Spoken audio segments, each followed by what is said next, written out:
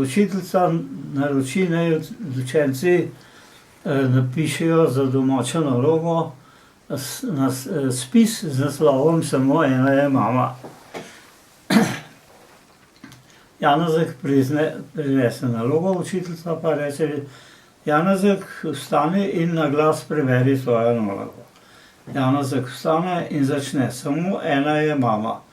Ko sem prišel včeraj iz šole domov, sem našel vhodna vrata odprta. To se mi je takoj zazdelo sumljivo. Stopil sem v predsobo in zagledal na tleh očeta.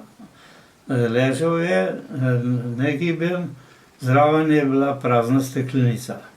Stopil sem čez njega in odšel v kuhinjo. Tam ni bilo nikogar. Sem pa zaslišal glasove iz spalnice.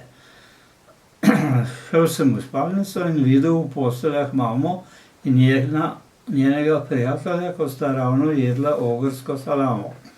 Ko me je mama zagledala, je rekla: Janezek, pojdi v kuhinjo, odpri hladilnik, vzemi iz njega 2 steklenici piva in nama ju prinesi.